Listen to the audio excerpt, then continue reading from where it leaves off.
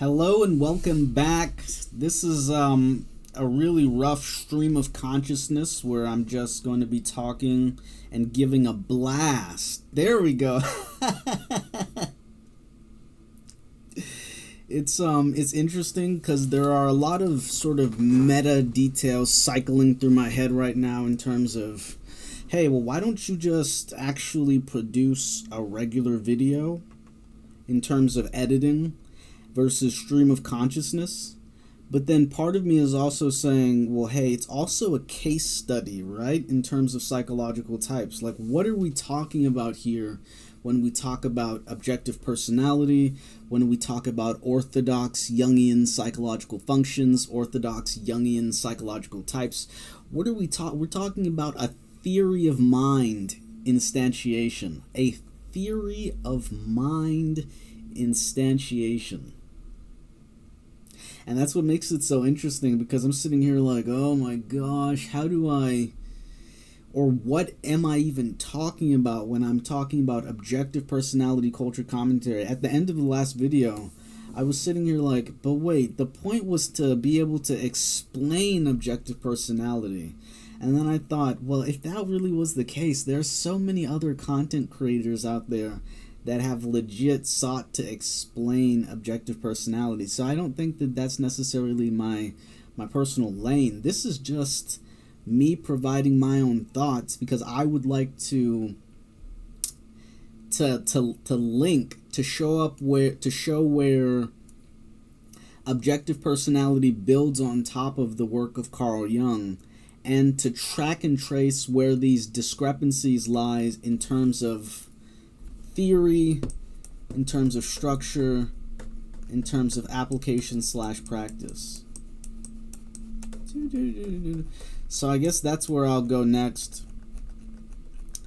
Theory, structure, and application/practice. So in the previous video, I talked about the two intellectual property achievements of the objective personality. Well, technically three now. Let's see, so what does that mean? Orthodox Jungian psychological types. Okay, so there's formal notation and there's common notation, but we'll get into that later. So back to theory, structure, and application/practice. The theory is that you start with 4 functions of consciousness. And that was when Jung was talking about how he tracked and traced the history of this concept. Jung said, hey, it looked like people from time immemorial have recognized these theory of mind differences in the literature. Actually, let me pause and bring up the actual source material. Pause. Okay, welcome back. So during that time of a jump cut, I was talking about theory, structure, and application/practice. So I wanted to take this time to insert some pages from the public domain version of Volume 6, the original translation.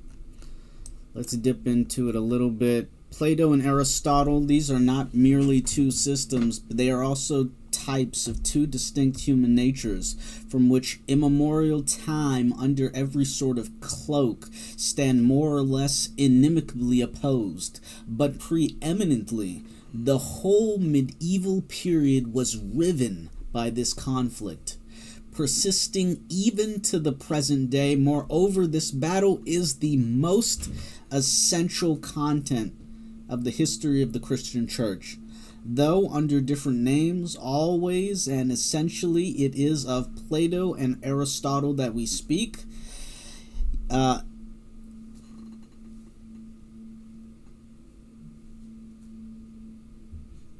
Yeah, okay, excuse me. I was saying, whoa, so what does that say? Euphemistically?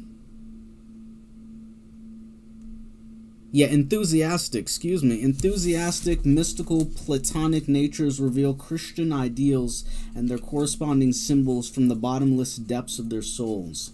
practical, ordering Aristotelian natures built up from these ideas and symbols, a solid system, a dogma, and a cult. The church eventually embraces both natures, one of them sheltering among the clergy while the other finds refuge in monasticism, yet both incessantly at feud. Okay? So, maybe at a later date we'll read through the entire introduction. In this case, I just wanted to find a specific portion where he talked about, here we go, the recognition and taking to the heart subjective limitations, Levy rule, participation mystique. Yeah, we can get into that. Okay, here we go. Thus, Gnostic philosophy established three types corresponding perhaps with the three basic psychological functions: thinking, feeling, and sensation. The pneumatikoi might correspond with thinking, the psychikoi, the feeling, and the halisi with sensation. Pardon the pronunciations. The inferior estimation of the psychikoi accorded with the spirit of gnosis, which in contrast with Christianity insisted upon the value of knowledge, but the Christian principle of love and faith did not favor knowledge. The pneumaticist would accordingly suffer a decline in value within the Christian sphere, and in so far as he distinguished himself merely the possession of gnosis, i.e. knowledge. Okay, so the whole point of this was to make an attempt at grounding what I'm talking about in terms of theory and structure, application / practice.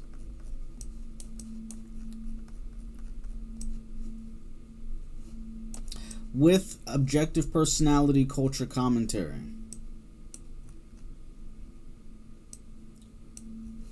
Pause.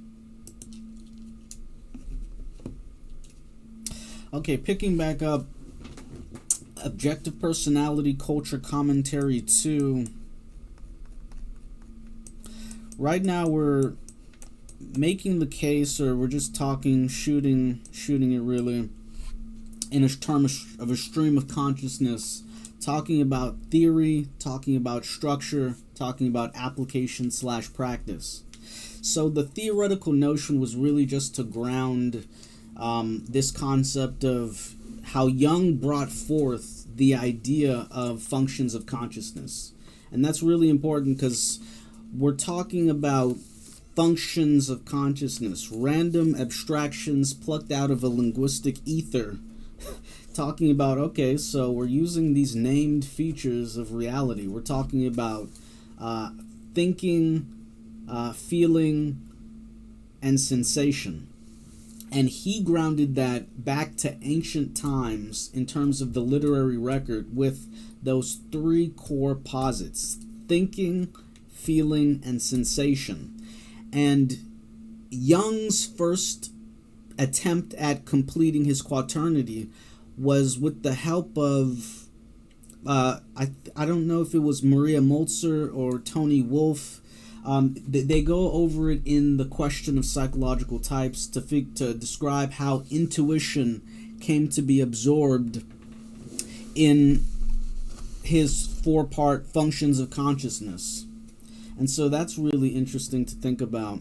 But we went from those 3 functions of consciousness to 4, including intuition. And then we added another substrate, which was that description from the introduction.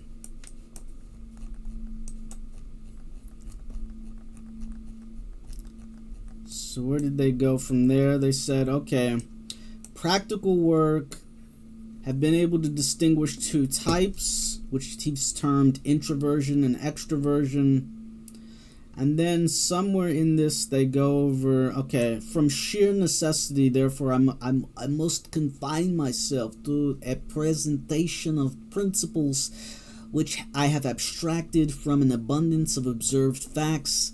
In this, there is no question of deductio a priori, as it might well appear. It is rather a deductive presentation of empirically gained understanding.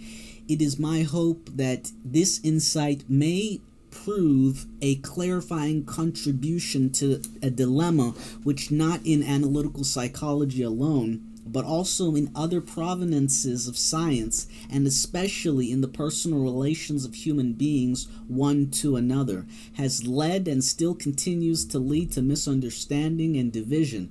For it explains how the existence of two distinct types is actually a fact that has long been known, a fact that in one form or another has dawned upon the observer of human nature, or shed light upon the brooding reflection of the thinker presenting itself, for example, to Goethe's intuition as the embracing principle of systole and diastole. The names and forms in which the mechanisms of introversion and extroversion has been conceived are extremely diverse, and are, as a rule, adapted only to a standpoint of the individual observer. Notwithstanding the diversity of the formulations, and the common basis or fundamental idea shines constantly through, namely, in the one case, an outward movement of interest towards the object, and in the other, a movement of interest away from the object towards the subject and his own psychological processes. In the first case, the object works like a magnet upon the tendencies of the subject. It is, therefore, an attraction that, to a large extent, determines the subject. It even alienates him from himself. His qualities may become so transformed in the sense of assimilation to the object that one could imagine the object to possess an extreme and even decisive significance for the subject. It might almost seem as though it were an absolute determination, a special purpose of life or fate, that he should abandon himself wholly to the object. But in the latter case, the subject is and remains the center of every interest. It looks, one might say, as though all the life energy were ultimately seeking the subject, thus offering a constant hindrance to any overpowering influence on the part of the object. It is as though energy were flowing away from the object, as if the subject were a magnet which would draw the object to itself.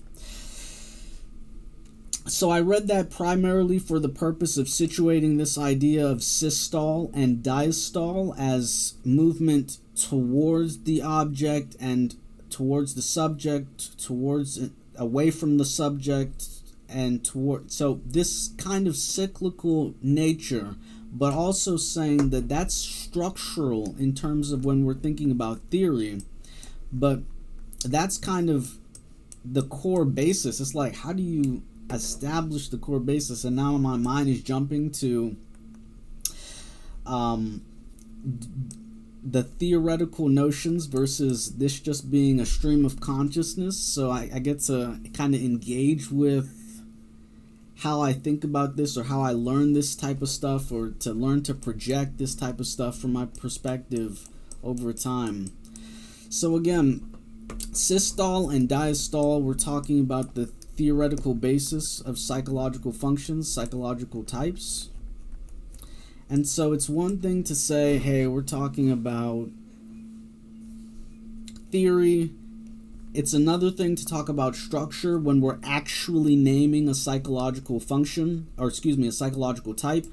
And it's another thing to say, okay, well, if you claim that the structure exists, then how do you actually come to the point where you can actually achieve that as a baseline? So that's where I'm going to leave things off, and I'm going to pick this back up in our next entry, Objective Personality, Culture Commentary number 3.